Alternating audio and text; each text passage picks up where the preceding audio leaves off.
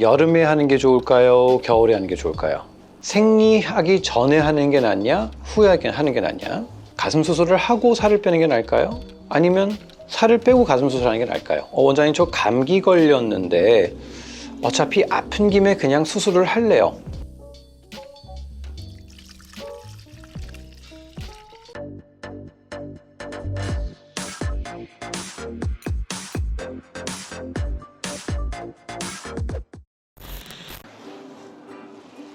안녕하세요. 환자를 최우선적으로 생각하는 성형외과 전문의 김한조라고 합니다.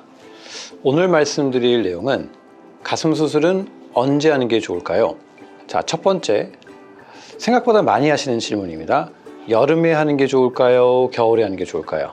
우리가 일반적으로 알고 있는 생각은 여름에 하면 더우니까 상처가 덧나고 염증이 잘 생길 수 있다. 사실은 이제 성형외과에서 많이 궁금해하는 부분이긴 합니다. 제가 기억에는 한 1년 전인가요? 영국 성형외과 학회지에서 어떤 종목이 됐건 여름에 수술했던 사람들, 겨울에 수술했던 사람들 수술 결과를 후에 분석을 해보니 실질적으로 여름에 한 사람과 겨울에 한 사람의 부작용 차이는 염증적인 면에서 차이가 없고 다른 부작용 차이가 없더라. 그래서 여름에 수술하면 덧난다라고 생각하는 건 사실 오산입니다. 자, 그러면 염증이라는 걸 빼고 나서 개인적으로는 겨울에 하는 게 좋냐 여름에 하는 게 좋냐, 일단은 만약에 제가 수술한다, 저는 개인적으로 겨울에 할 것 같아요. 이유는 뭐냐, 사실 성형수술하면 씻기가 굉장히 불편하죠. 얼굴도 그렇고 몸도 그렇고 어떤 부위를 수술을 하던 씻기가 불편했을 때 사실 아프다는 핑계로 덜 씻을 수 있습니다. 겨울이면 냄새가 덜 나겠죠. 실제로 여러분들은 느끼실지 모르겠지만 저희는 수술을 하고 나서 한 1, 2주 동안 못 씻는 분들 치료하러 오시면 정말 냄새 납니다. 사실 이게 냄새가 어떤 냄새냐면, 코멘트 안 할게요. 하여튼 확실히 분명 냄새가 납니다. 여러분 왜 그런 거 있잖아요. 정말 땀에 찐내가 한 일주일 묵었다고 생각을 해보세요. 그런 냄새가 납니다. 그래서 위생상의 문제는 아니지만 인간관계나 뭔가를 했을 때 좀 불편한 거는 분명히 여름에 땀 많이 날 때 하는 게 불편할 수 있겠다. 만약에 여름에 수술했을 때 냄새 나는 게 좀 걱정이 된다. 그럼 가급적이면 집에 있을 때 땀 나지 않게 환기 많이 시키고 정말 차갑게 에어컨을 틀어놓은 상태에서 땀이 안 나도록 하는 것도 중요한 포인트가 될 것 같습니다. 겨울이나 여름에 수술하는 것은 염증적인 측면에서는 차이가 없다.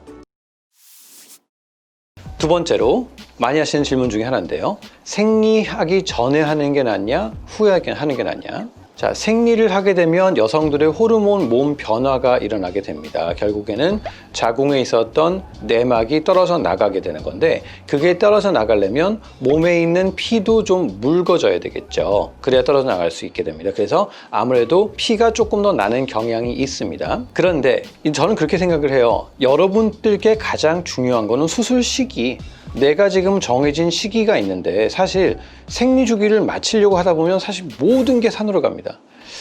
여행을 갈 때 남자분들은 아무 생각 없이 여행을 계획을 하죠. 근데 여자분들은 여행 계획하는 게 쉽지가 않아요. 왜냐? 생리 주기와 맞춰서 바닷가 물놀이를 해야 되는데 남자들은 아무 상관없지만 여자분들은 그거를 다 감안해서 내 가급적인 생리 주기에 맞춰서 여행을 가게 됩니다. 일단은 분명 수술할 때는 피가 좀 나는 경향이 있지만 수술 결과에 영향을 미칠 정도는 아니기 때문에 참고사항은 된다. 하지만 수술을 못하고 하고의 문제가 될 정도까지는 고려사항은 아니다 라는 말씀을 드리고 싶습니다. 자, 세 번째, 이것도 많이 하시는 질문이에요. 저 살이 좀 쪘는데 가슴 수술을 하고 살을 빼는 게 나을까요? 아니면 살을 빼고 가슴 수술하는 게 나을까요? 이거는 좀 답변 드리기가 좀 어려워요. 다 장단점이 있습니다. 예를 들어서 살이 찐 상태에서 수술을 했다. 그러면 분명히 정말 좋은 장점은 여러분이 살 빼보셨는지 모르겠지만 많은 체중이 있다가 감량을 했을 때 사실 1, 2kg 서서히 빠지는 변화는 내 눈에 띄게 보이질 않아요. 그래서 한 몇 달 정도 기간을 잡고 봐야 그 전과 후가 확연히 드러나게 되는데, 가슴 수술은 수술 전과 후가 단 진짜 30분 만에 확연하게 눈에 띄게 달라집니다. 그 달라진 모습을 보고 실제로 정말 옷핏이 달라져서 운동하는 동기부여가 되는 경우가 생각보다 많습니다. 가슴 수술하기 전에는 운동을 해도 잘 이렇게 뭐 차이를 잘 못 느끼고 동기부여가 안 됐던 분들이 가슴 수술하고 나서 와, 그 핏과 몸의 변화에 따라서 정말 더 많은 운동을 하게 돼서 진짜 슬림하게 빠져서 나오는 경우도 분명히 있어서 장점이 있을 것 같고요. 반면 예를 들어서 우리가 이제 크기적인 부분에서 원장님 저는 살을 쪘을 때 하고 살을 찌지 않았을 때 가슴 볼륨의 차이가 좀 나는 것 같아요. 살을 빼기 전에 가슴 수술을 했는데 내가 원하는 사이즈를 맞춰봤어요. 근데 살이 빠지고 나니까 상대적으로 가슴 볼륨이 줄어서 그때 좀 더 큰 모형물을 할 걸 그랬나요? 라고 후회하는 경우도 있습니다. 체중이 변화가 많으신 분들, 많았을 때 가슴 볼륨도 차이가 많이 난다면 정말 몸을 만든 상태에서 가슴 수술을 하던가, 아니면 그래도 나는 지금 꼭 가슴 수술을 하고 싶다, 그러면 나중에 가슴 볼륨을 빠질 걸 감안해서 한 25cc, 30cc 정도 큰 모형물을 선택하는 것도 방법일 수가 있겠습니다. 자, 마지막으로는 이런 경우도 꽤 있어요. 원장님 저 감기 걸렸는데 어차피 아픈 김에 그냥 수술을 할래요.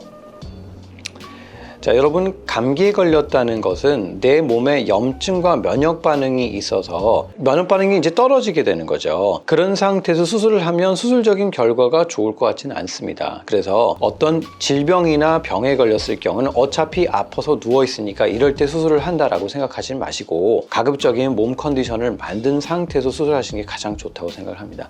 정말 의외로 많습니다. 언젠가 가슴 수술하기로 계획했다가 그냥 아픈 김에 그냥 저희는 수술 못합니다. 열라고 하시면 절대로 수술할 수가 없고요. 저희는 일단은 수술을 해서 환자분 만족도를 높여드리는 것도 중요하지만 일단 환자의 몸 상태와 안전이 가장 중요하기 때문에 그런 경우에는 아예 오시지 마세요. 수술 안 할 거고 몸 상태 다 회복된 다음에 오시는 것을 권장해드립니다. 이것으로 가슴 수술을 언제 하면 좋을까라는 편을 만들어 보았고요.